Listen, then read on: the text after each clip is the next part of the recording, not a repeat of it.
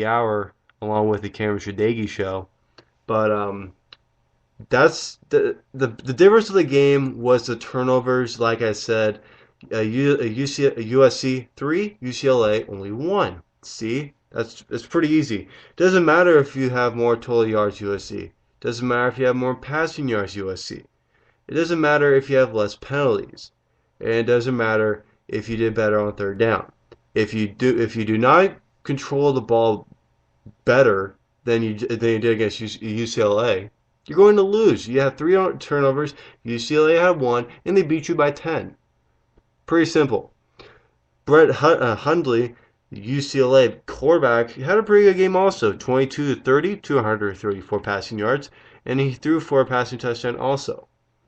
For the game, the most valuable player of this game of the UCLA USC rivalry will go to UCLA's running back. This UCLA running back had 29 carries for 171 yards and 2 touchdowns. What a game he had, because that really helped the team overall just do great, do some awesome, incredible things. And Jonathan Franklin really did do all the work as UCLA goes on to clinch the South, which I think that with the win that UCLA got and with the win that Stanford got, Stanford needs to beat they need to win their game next week to play in the Pac-12 title game. And the host of the championship goes to the team with the better record. And as I can see here, UCLA's record, I don't think it's going to be better than Stanford's. They both have the same overall record of 9-2, but the Bruins are 6-2, Stanford 7-1, and I don't know how if they do it, will they go? Oh, let's check the overall record first. But if they're tied, we'll check the conference record, whatever that may be. But the difference of the game was Jonathan Franklin and the USC turnovers, and that's why UCLA got the loss in that one. But let's go to the Kansas State Baylor game. Talk about that for a little bit. It is a blowout. 28-point blowout for the Baylor Bears as they go to 5-5. That's bad for Kansas State because that'll be their first loss of the season. It really got ugly in the first half as K-State was outscored 28-17, and then the third quarter it just got worse. In the third quarter, they're outscored 24-7. No one scored in the fourth quarter, so the game ends 52-24. The rushing game for Baylor was just outstanding. Just overall, what a great game Baylor had overall with the defense really containing Colin Klein, who is a Heisman candidate. He got picked off 3 times. Obviously, not the passer that you'll usually see in a person like Colin Klein. He's more of a runner, as you can see. Lache C. Trunk, 185 rushing yards, including an 80-yard score that could put the Bears just what a great game by the Bears. Just overall outstanding, outstanding. I Stanford and Baylor should be like recognized for this. If Baylor gets to be bowl eligible, I think they should be higher up on a list, especially on the BCS case. Even though they won't be shown in the BCS top 25, they should really be recognized as a team that beat a number one seed, especially from a conference that's pretty good, even though the record really doesn't show how good they are since this is the beginning of the post RG3 era in Waco, Texas for the Baylor Bears. But this is obviously an off year for Baylor as their quarterback Nick Florence really is not the best quarterback you will like to have in the nation. He had a decent game, 20 of 32, 238 yards, 2 touchdowns, but 2 picks also. But they're doing okay. They beat the number one team. That's all good. I think that if you beat the number one team, your credentials, your resume is much better. even though you're 5-5 on the season. So that's all I really say for that really for real topic. And guys, if you're listening to the show, please call in or send me a question in the chat box, and we can talk about some college football, and you can talk about any team really. We can talk about the FCS also. North Dakota State is the number one seed going into the NCAA Division One Double A playoffs. The Bisons are really Bisons are a very good team and are looking to repeat as champions. What did Baylor do right against Kansas? This is from Robert Dieters, who was just on my show. What Kansas State let Baylor do was obviously the time of possession. Baylor they loved having the ball so much, and I think that's the reason why Baylor was so successful. Their offense was decent from the passing standpoint, but the rushing standpoint, it was unbelievable. There are two rushers for Baylor who had over 150 yards rushing, and that's big. If you got two of those and one decent quarterback who threw for 234 yards, that's perfectly fine. You'll win every single game. And it looked like the Baylor. Okay, here's what I can say. The score to the Kansas State Baylor game would go better with the Stanford-Oregon game in favor of Oregon. So if we switch the scores of the Stanford-Oregon and K-State Baylor game, it goes Oregon 52, Stanford 24. This is my opinion. This is before of these two games happened. And then in overtime, I could have said Baylor beats K-State 17-14 in overtime. That sounds more realistic. It really doesn't sound realistic when you beat the number one team in the land by 28 points. That's all I have to say. But obviously, a big game in Waco, Texas. Baylor knocks off the number one team. Stanford knocks out the number two team. So what happens now in the BCS? You have Notre Dame, Alabama, Georgia, Florida, LSU, Texas A&M. Those teams are looking to move on up in the rankings. And when we come back to the show, we can talk about more about the BCS rankings and how that's going to play out as we're starting to go into the final stages of this show.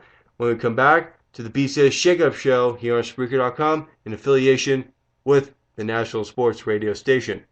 And we'll also answer some questions from the chat box. We have some about Washington and more about Kansas State. When we come back in 30 seconds, I'll answer those and more here on the BCS Shake-Up Show. Like Indians and moccasins, I've been cheated and crossed, tossed aside. My tribe's trying to survive, yet the government's rise never came. So I strained to break dance with wolves till the president's action changed. Who shot the sheriff? I'm embarrassed by the trickery. So some come aboard the bandwagon of hickory. My lazy eye gives that warning. Watch your step. My six shooters mark with an immense love for death. A true desperado, my model's crushed and plus. If you step, you'll end up in the wooden box in the dust. Earth's cross, my happy hunting ground, Wild Bill couldn't tame. Welcome back to the BCS Shake-Up Show here on the National Sports Radio Station affiliation with Spreaker.com, this fantastic website where you can make your own shows and be a star for yourself.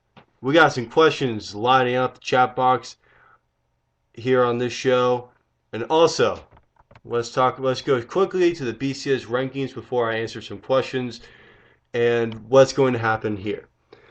K-State and Oregon, they lose. So who's going to be number one? Notre Dame, because they're the lone eligible undefeated team in the entire nation in that affiliates with BCS standards. Notre Dame will be number one. Alabama will be number two. Georgia will be number three. Florida will be number four. And then I will have K-State number five. According to Brad Edwards, ESPN college football analyst, he has Oregon number 5, but I really think that Kansas State, has done a lot better than Oregon. Obviously states why K-State was number 1 and Oregon was number 2 coming into this week. So I have K-State number 5, Oregon at number 6. LSU, actually, no, not number LSU number 6, Texas A&M number 7, Oregon number 8, South Carolina number 9, and Florida State number 10. So that's what my top 10 it really is. You guys will find out in just a half an hour the real rankings. This is just my opinion. Stanford will actually move up to probably the top 10, like Robert stated. I think that he made a good call on that. But obviously, this is the first time since 2007 where a number 1 and a number 2 team in the BCS fall on the same day. The last time it happened in 2007, like I stated, where West Virginia and Missouri were both knocked off on the same day. So obviously some history in that, as West Virginia, you know what happened there. After what happened in that season, their head coach at the time, Rich Rodriguez, moves on to Michigan. He really fails there. He gets fired. Now he's at Arizona.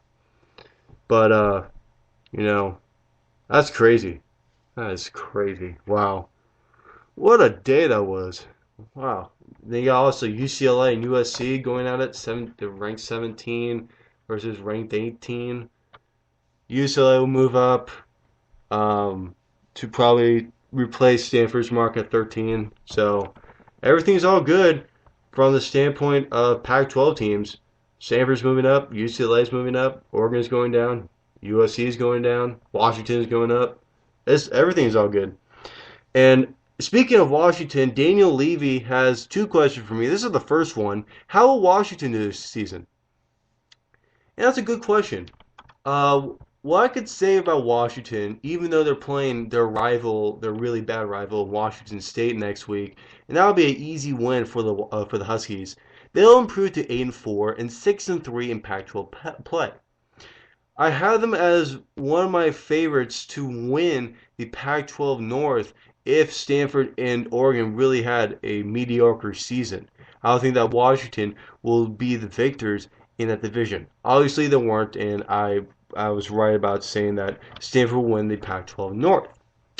But Washington, who upset Stanford earlier this season, is looking to make a statement in their own way as the number 25 ranked team in the BCS, and they will be moving up with a blowout of Colorado yesterday by a final score of 38-3. Now they'll be taking on Washington State, like I stated. At Washington State, it'll be the Apple Cup, or that's what they say. That's the rivalry thing that they'll have. That'll be on Friday. So, what happens now? Washington wins. They are probably going to the Capital One Bowl. The Capital One Bowl or the Holiday Bowl. If they lose, they go to 7-5, and I see them going to the Fight for Hunger Bowl. That's all I have to say. Daniel Levy. The second question from Daniel Levy is: will Notre Dame be the number 1 team in the BCS rankings? Yes. Exclude Ohio State, who's undefeated, but also they're ineligible because of what happened with Jim Tressel and Terrell Pryor and the tattoos and the memorabilia stuff. Notre Dame is really the only undefeated team in the nation. And that's why they'll be number 1 in the BCS rankings. And Alabama got second life because after a loss against Texas A&M in Tuscaloosa that really hindered and really, it seemed like, ended all hopes of Alabama trying to repeat for a national title. Next week, hallelujah, Oregon and Kansas State loses. You're probably playing Notre Dame if you win the next 2 games. Alabama's schedule is looking good then bad. The good part about Alabama's schedule is they'll be taking on their really crappy rival in Auburn. Auburn's 2-8. Gene Chizik, who won the national title in 2010 with Cam Newton, Superman strip of the shirt, whatever he does, he's going to get fired. And that's the sad thing about it, because he led a team to a national title. Cam Newton leaves, your team is like 6 games below 500. That's the sad thing about Gene Chizik. He's going to get fired, and he's on the very, very, very hot seat, and he's about to fall very soon. But then after the game against Auburn, which they'll win, Alabama takes on Georgia in the SEC title game in Atlanta. And that's a game where it can go both ways. The winner, if Georgia wins, if both Alabama